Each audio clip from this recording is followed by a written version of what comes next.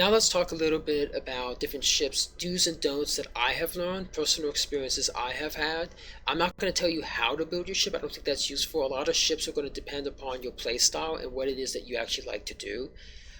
A lot of my ships have been born from the idea that I want to continue to extend them over time. So the biggest thing I've learned is that unless if you know exactly what you want, you know exactly the amount of energy you want generated and all that wonderful stuff, unless if you know that for sure, then don't build an incredibly cool looking ship. So let me show you what is actually, I think personally, a fairly nice looking ship. So over here is the Centipede. It's this really sleek cargo hauler. It looks kind of pretty. That thing over there looks ugly and terrible. But this thing here looks nice. It has sleek edges. I mean, look at that. Isn't that nice? It's kind of pretty, isn't it? It really is. It's just sleek. It has solar panel generators. Oh, it's so nice. But this ship has a problem. And this is probably the first ship where I really experienced this firsthand and regretted it deeply. If you enter the ship and we try to build it, oops, actually, let's enter it like that. Now let's try to build it. Now the design is very simplistic. You'll notice that there are cargo bays underneath of these, and the way you get more cargo is you just extend the length or the width, or perhaps the height of the ship. Now what you would think you could do is something like this. Let's select all the cargo like this. Alright, and now we'll paste it. You'll notice that we can't snap it on. It just doesn't work. I have tried different grid sizes. I have tried going from local grid to block middle. I have tried a lot of things to make this work. It doesn't work. The way you make sleek things like this is with all these edges. So this here was just a trinium edge. This here is a trinium corner, kind of like I showed you earlier on how you make a sloped edge and so forth. And that's all it is. It's just an edge, a corner, an edge, a corner, and solar panels and so forth, just to make it appear as if it's more or less smooth. When you're snapping things on, though, this seems to confuse the build editor, and it just makes it impossible to add. So what I'm going to do is I'm going to time lapse and show you what happens when I remove all these fancy edges. Alright, now we're back and it's been edited. All I've done is I've just moved the fancy edges off of it, and all that's left really is the cargo bays. So very simple. Oh, let me remove that. But very simplistic, much simpler, not as cool looking. So let's go ahead and try copying this now. So we'll select this, bring it out, oops, paste it, and we'll go underneath the ship, and we'll just extend it out like that. Click, click, click, click, click, just like that. We can just extend the size of the ship, and this is very important, especially early on in the game, or even later on in the game, because many times you want to make your ship custom sized to the resources you have available at that time. You might not have enough money to make it this big. Like if you look at this ship over here, this one way out there, this is one of my first major successful haulers. It was so successful because it was simple. This is a Taurus 4-bay. You can see it just has 4 bays, and it has just gigantic blocks of cargo. When I needed to, I extended them out more. The original design was like this. When I wanted to extend it, I just added more blocks. It was so simple to do, and it was easy. As I had more money, more resources, I just extended the size of it, and I was ready to go. With something like this, it's a nightmare because you have to delete all these elements, you have to rearrange it, everything's like an individual custom component. It's like the difference between dealing with an old Ford model car versus a fancy Corvette that's custom made for your specifications. It's really hard to modify unless you really know what you're doing and you have a lot of time. So that's why, in general, I shy away from these designs anymore. Instead, I do simple things like what you see over there on the Centipede Prime, or what you see over here with the Taurus, which are generally very simplistic. They're easy to copy and paste and spread them out. So this leads me to my first design principle, which is make composable building blocks. All of these are composable. Even this one, even though I can't snap them on, it's still composable. Let's look at it and see why. Each one of these blocks is more or less self-contained. There's a cargo block inside. There's energy generators, so there's solar panels. there is energy generators on the sides here. There's integrity field generator. There is a shield generator. If we were to delete some of this, so let's move that out. Inside of here, there are thrusters, which you will eventually see whenever there you go, right there. You can see there's thrusters, there are hyperspace cores, there are crew quarters somewhere in here. I can't remember where I stuffed them. I think they're on the back end of this. But it was a modular component. So by extending one of these, I could extend the performance characteristics of that one block to the rest of the ship. Now, there were points of diminishing returns that you will hit, but in general, it allows you to extend the ship by just copying and pasting one thing and not having to worry about, oh, do I need to add more generators? Do I need to add more thrusters? Do I need to add more like shield generators, integrity field generators, etc., etc., etc. This ship over here, the big one, the Centipede Prime, exact same thing. If you look at it, we go into build mode, we go into it, a humongous cargo bay, some solar panels for energy, thrusters all along the sides so that each block has, you know, decent performance characteristics, and various things in the middle here for hyperspace cores, crew quarters, etc., etc. But it made it more or less extensible. And it doesn't look too bad. It doesn't look as awesome as the Centipede, but the Centipede Prime is not bad, and it hauls a lot of cargo. The reason you see the performance specs so low on some of this, though, is the patch that I was showing you today, some of it, it's changed a few of the features, and I haven't updated all of these ships to reflect those changes. So long story short, try to make your ships highly composable, especially if you're ever going to modify them. You can go for more sleeker designs, which I'll show you in a moment, which is, like, for example, one of the ones I really liked, which I thought was really pretty, but was not very practical, was this one. And this one's called the Normandy. The Normandy is more or less an attempt on Mass Effect's 2 Normandy SR2. Now, it is a nice ship. I haven't sleeked it out all the way, but there's a few problems with this design. If you know exactly what you want on the size and the performance specs, like how much energy you want generated versus required energy, then go ahead and build a ship like this. Like, you already know what you want with the thrusters, you already know what you want with the engines, you know what you want with the yaw, the pitch, the roll, etc., etc. But if you decide to change things later on, this ship is a nightmare. Let me show you why. If you want to make any changes to the ship, normally with my other designs, like especially the pulsars, which I'll get to in a moment, let's say you want to upgrade this, like, oh, I don't want to do tritium anymore, I want to go to Avorion. So we go to Avorion, we click on the engine, we click on the transform block, click done. It's just simple, it just works. There's almost no work involved. Now, what happens if you want to change things inside of here? This is where it gets really ugly. So let's go ahead and delete that, delete that, delete that. Now we have to use our select tool, click, click, click, and just a lot of more clicking.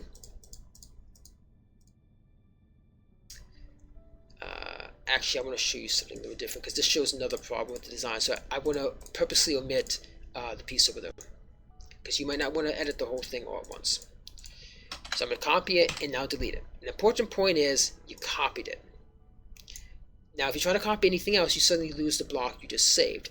So let's go ahead here and we'll upgrade this to an energy container. So we'll transform this, blah, blah, blah, blah. You have to go inside there. If you have this multi-layer, then you have to delete blocks and go down deeper, like I have, to convert the ones even below that. And then put even more blocks in to fill it back up. So it's very difficult to work with. Additionally, the camera that you use has a limited field of view. It tends to pivot around this center block, which is, I think I put right there.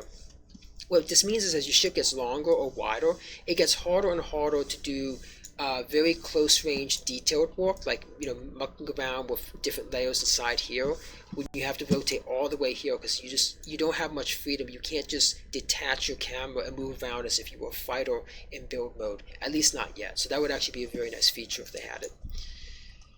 So if we move this up to 0.25 and go here, so now we've updated our stuff, right, and we're going to paste it back. So we're going to put it right here. Oh, that's not working. It keeps clipping on. Oh, I'm sorry, let's not do block middle. Normally what you're going to do is you're going to do something like this. Oh, that worked. Okay, that's not what I wanted. So let me do one more thing here. Sorry. See, this is where it gets frustrating because depending on where you're doing this at, the behavior changes. And this is why I just don't like these designs. So what I wanted to show you earlier but couldn't was the behavior that happens sometimes when you copy and paste things back on. So originally, but I had a block right here, so I just removed it. I want to paste it back on. Well, this is where it gets very frustrating. So normally what you do is you would put it right here, right? You'd expect it to snap onto this. Well, it doesn't. It's halfway through, halfway out. What you can sometimes do then is you have to then find another angle and you have to move it around. So if you find the right angle, but depending on what view you're on, especially as you have a bigger and bigger and bigger ship, it doesn't work because it's so hard to get that angle. So that is why I would not recommend building ships like this. It's very, so yeah, see, it was working before. Now, there we go. They're very frustrating to work with if you have to ever make a change. Now let's move on to some other ship designs. This here is the Vega. It was a general multi-purpose ship. It's based roughly upon the Wrath of Khan's Reliant from Star Trek, the original series movies. Pretty basic, pretty simple, decent combat ship, decent hauler, decent explorer. Nothing to write home about. The big thing about it though was that though it was decent for combat, it didn't handle that well. It was okay, but it wasn't too easy to extend again.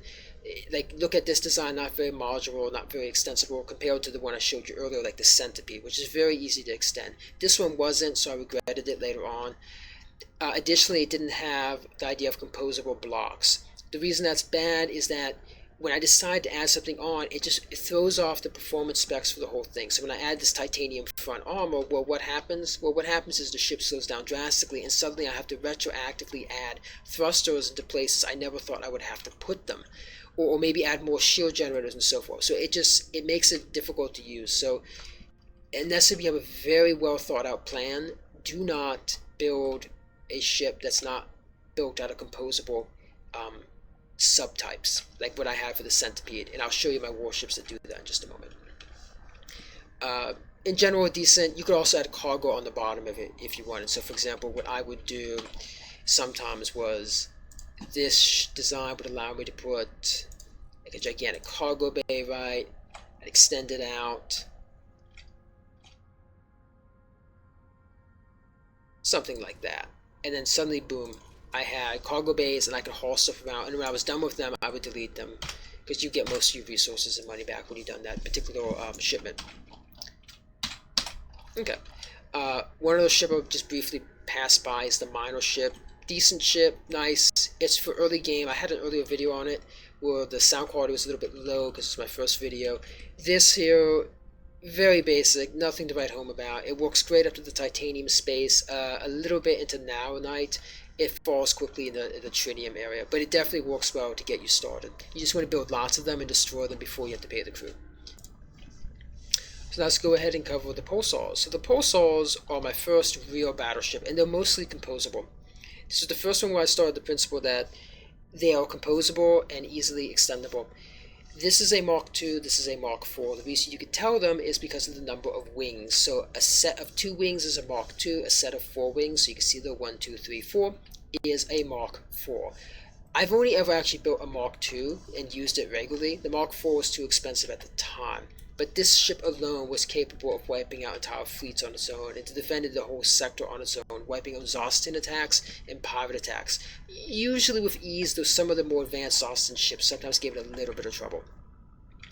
The ship can be built early on or later on. Early on, you don't need shields. This whole top piece is pure armor. Everything below it is weak, and I did this on purpose. All the guns on the top, so the whole ship, all of its firepower can be directed towards one target. When you bring the ship in, you fight from the top. It has 16 hard points. You can see 3 on each wing and 2 down the center between each pair of wings.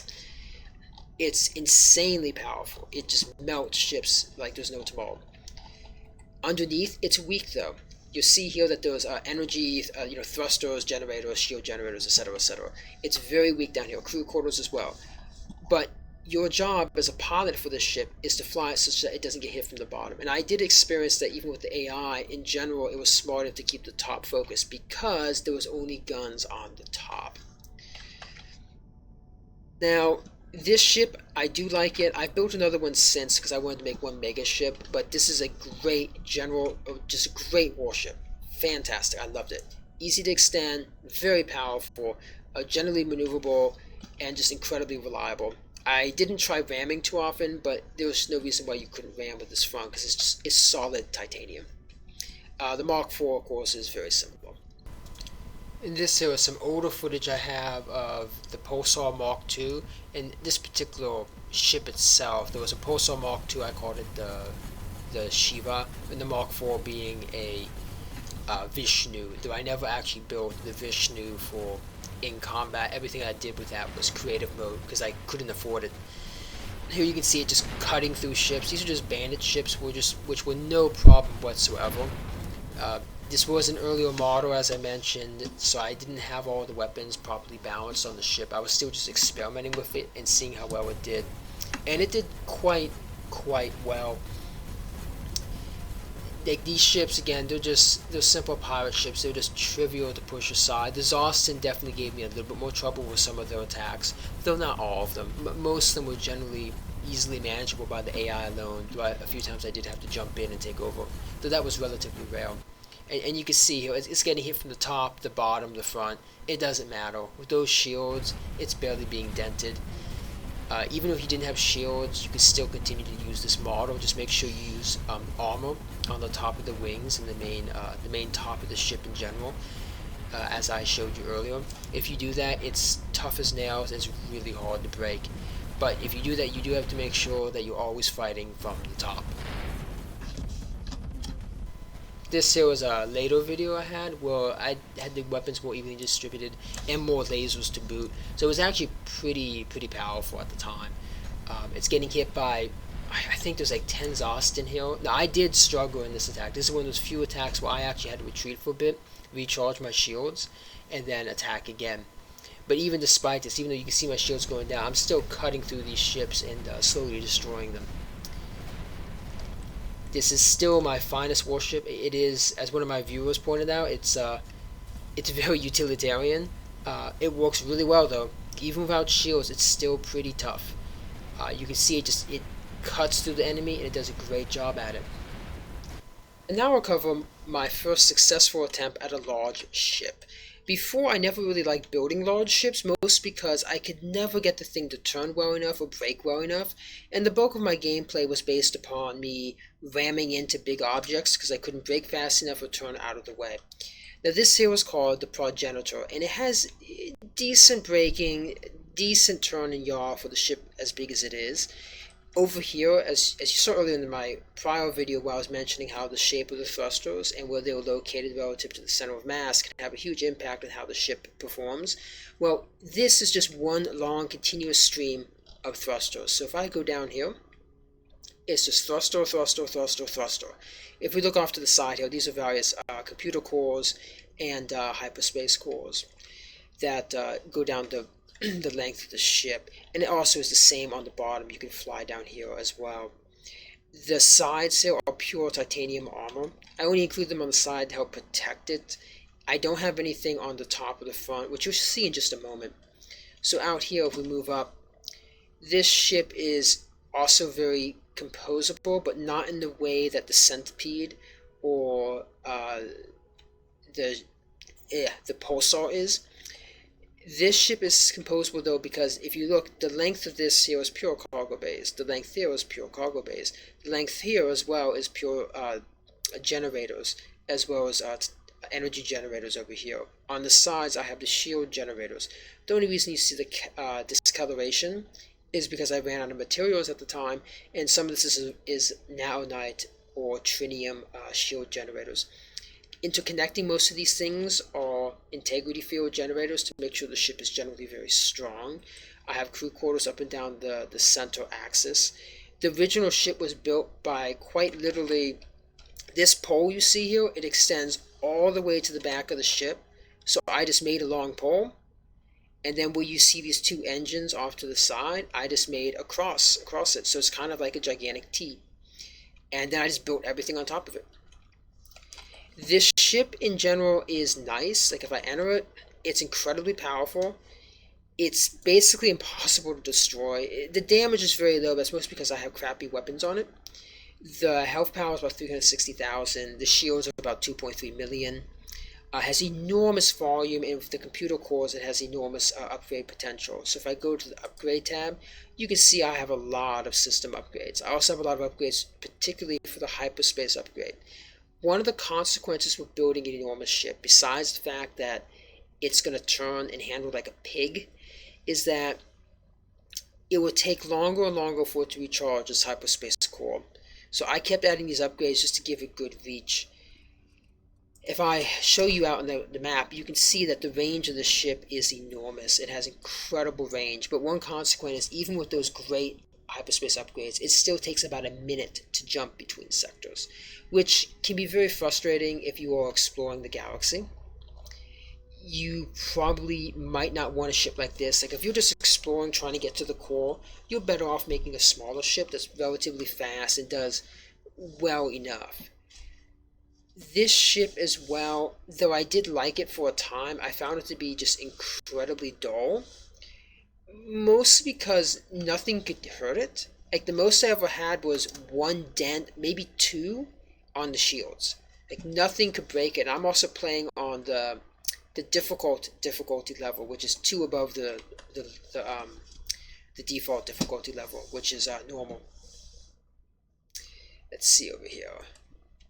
I can also show you a little bit of combat, just show you what it looks like with this gigantic ship. A consequence with ships this big, though, is they're harder than hell to stop. So, like I'm moving forward, and I'm not pressing anything, and look how much time it takes for me to start slowing down. It's decent firepower. I do burn it out fast. I haven't optimized this ship for combat, to be honest. It's just a gigantic ship that has enormous cargo potential. And nope, he's not gone. There he goes. So, like for example, if we look here, the cargo, I have a lot in here, just different things I've been purchasing and so forth. I've been collecting them mostly so I could build my own turrets, which I'll cover probably in the next video, maybe in about a week or so. And let's just kill these guys real quick. Anyway, I hope you enjoyed the video. This was really more of not really a do and don't, but more of a general information on what I have learned from building ships. If I had to take any lesson away from it, is early on, like until you hit true endgame and you know exactly what you want, don't bother with making very fancy ships, except for maybe like a small exploration ship, because you want to make them composable. It's very, very important that you make them composable. Otherwise, you're just going to be very frustrated, because every time you want to extend it, like for example my Normandy or my Centipede, what do you call it, Centipede, the regular Centipede, though they are kind of nice looking, they're very, very, very hard to extend, and they're very frustrating to build on. And when you want to upgrade from, say, Trinium to maybe Avorion later on, it's a daunting challenge. Anyway, I do hope you liked the video. If you want more of these videos, do please like the video, and if you want, subscribe so you can get updates when I put out new videos. Also, if you have any questions, comments, or even constructive criticism, please let me know, or what you'd like to see in future videos, and I'll see what I can do if it's appropriate for the content. Anyway, have a good day. Happy fragging in space.